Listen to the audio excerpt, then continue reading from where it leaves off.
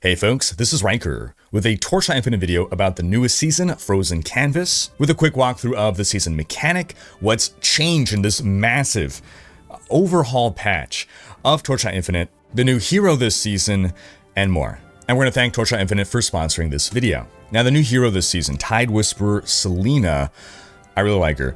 She is our first transformation class. She has two forms. One is this sort of mermaid form where she has a tail, and the other is her kind of regular form. So the tail form is called Bard form, and the other form is called Loud Song. Bard because, you know, mermaids, sirens from Greek mythology, right? They sing that enthralling, captivating song of the siren. And while she's in her mermaid form, her Bard form, this is her extra mobility form, so she has exceptionally good map clearing with this.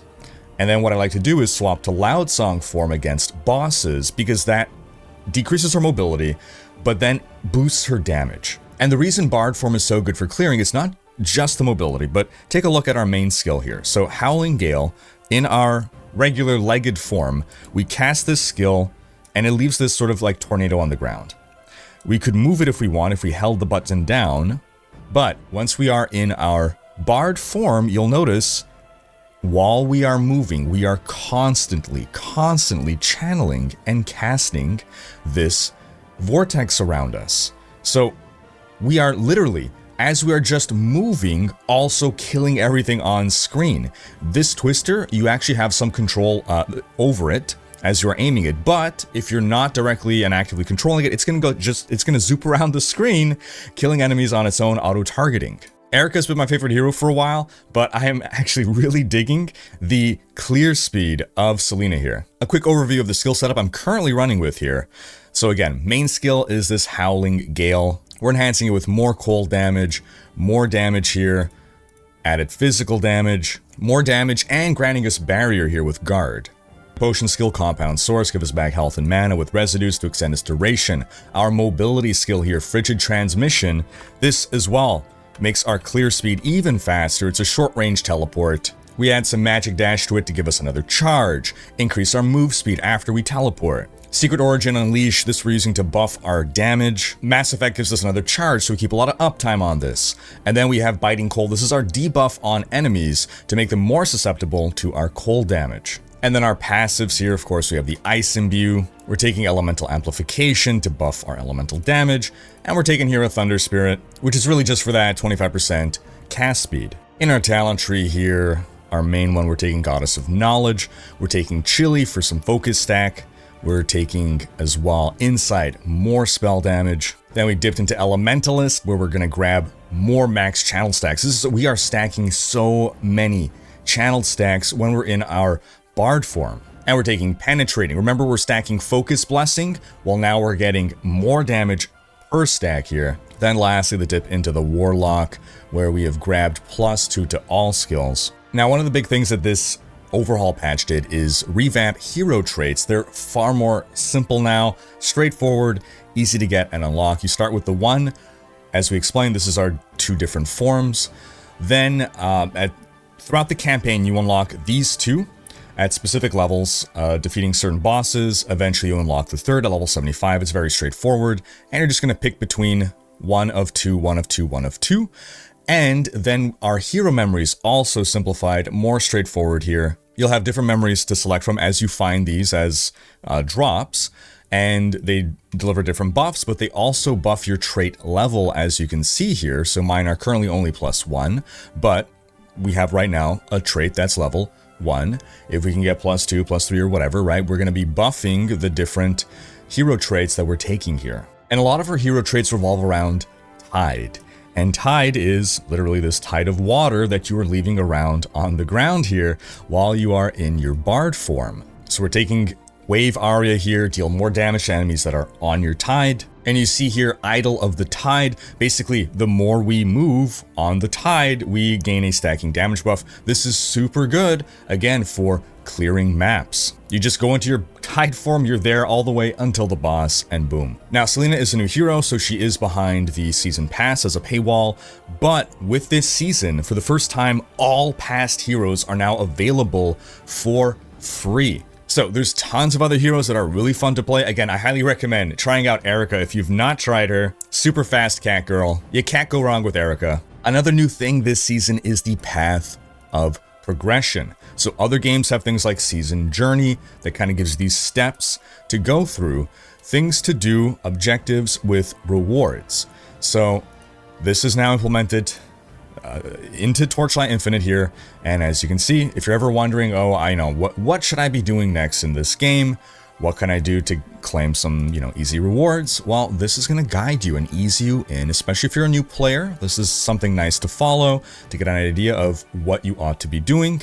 And if you're a pro, I mean, you're going to be blasting through these and just grabbing up these extra rewards. They've also made some revamps to the Netherrealm Confusion cards now. They're going to activate every level and they're going to last for 4 levels. They've also simplified the time mark system, at least some of the higher time marks. They're cutting things down so that we can progress through, remove a little bit of redundancy over there.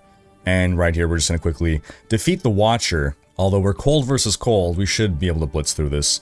Nonetheless, we're on a pretty powerful setup right here, as long as we can dodge all the various effects, because we're not stacking a lot of defenses right now, and they have increased the challenge of how hard it is to survive. So they've done some rebalancing, for instance. They've done some rebalancing of the difficulty, in particular with regards to how much damage is going to be incoming towards us, to make it not so easy to just blitz through these maps. That comes into effect more at the higher time marks. Now, the season theme is the Frozen Canvas. As you're playing, you're going to start to collect snow paper fragments, and with that, you're going to be able to start to build your canvas. So you collect paint corresponding to different kinds of monsters, and then you start to paint out your canvas, and you're going to get certain objectives that you can choose to follow here. So right now it's telling us to place adjacent to here. We have the 4 options. Now we're starting off with this kind of monster here. He's a test subject, and so we have 3 others of these, so let's pop them nearby. Now we see our next objective will be to place horizontally, so we can only really place either here or there. And we have to select a brush stroke effect, so we're taking basically a buff or a path forward towards how we're going to continue to progress here. So it reduces the color mixing objective's progress requirement by 1. So instead of needing 3, we would only need 2 of them, which kind of ideal right now because we only have 2 slots. Or increases the levels of 1 random paint by 1. These are the paints again. We're going to go with reducing the progress right now. So we only have to place 2 of these dragon bones. 1 there. We're going to draw them, and we'll grab our other dragon bone and pop them there. All right, so now we have something different here. So the previous ones we were seeing were horizontal effects. Now there's a diagonal paint effect, and you can see here a brushstroke effect that will affect the direction of the paint to now adjacent.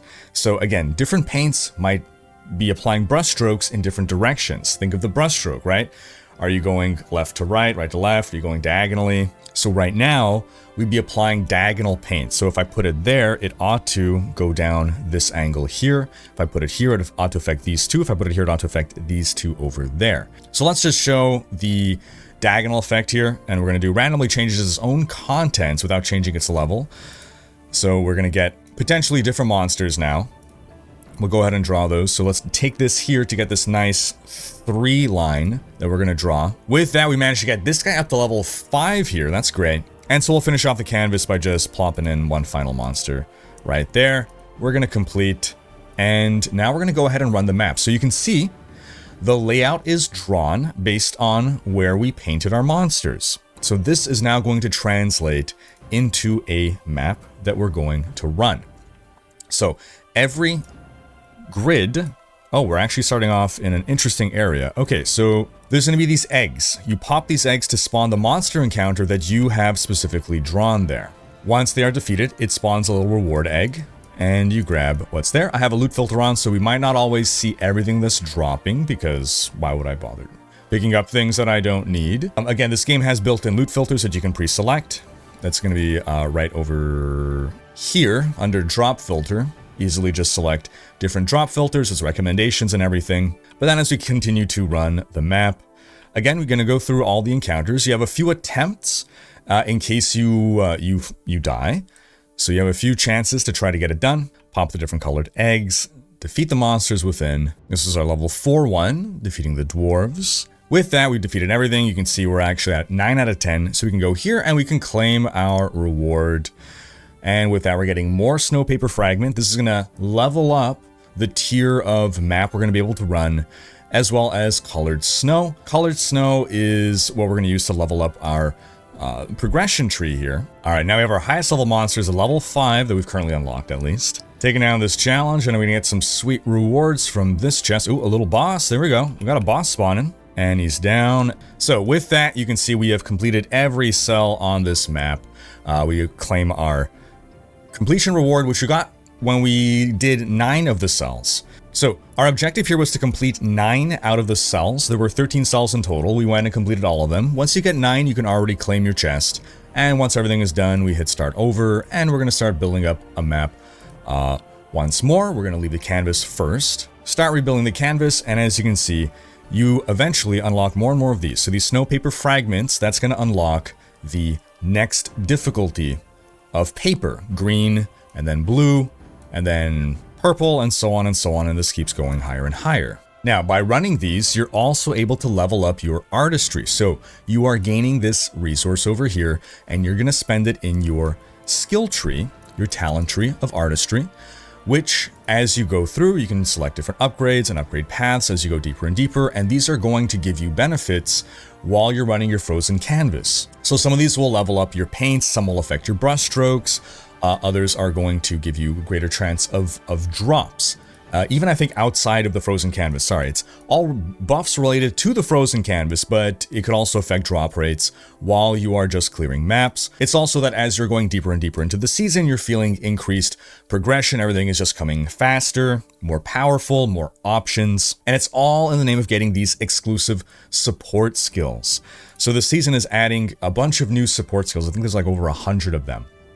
These support skills, different from regular support skills in the game, are going to specifically affect one skill in a specific way. And you're going to farm these in the frozen canvas. That's ultimately the real reason why you're doing frozen canvas. I mean, apart from it being fun, it's to get these exclusive support skills. You need to find them and also a material that you're going to use to level them up. Because instead of leveling up like normal skills just via regular gameplay, you're going to need the material that's dropped within the frozen canvas. So for instance, the whirlwind skill is going to shoot out blades at enemies at range while you're whirlwinding. Now, if you're a returning player to this game, the season also does massive overhauls on balance of core mechanics. Crafting is overhauled, simplified, feels more meaningful and straightforward. They've removed legendary gear crafting. The entire affix system has been reworked to allow you to better customize your gear. They've removed prototype crafting, again, to make things more simplified, more streamlined, more intuitive. They've also added new endgame content. For instance, you now have the boss conquest. You can do this once per day,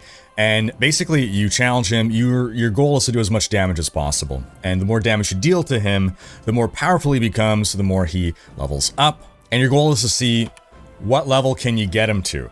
The higher the level you get him to, the better the reward you're going to get at the end of all things. You have a limited amount of time here in order to do as much damage as possible. All right, taking some damage here. He's up to rank 77, 78, 2 minutes on the countdown, and we hit rank 80. Our next benchmark here is gonna be rank 100. Can we get him to rank 100?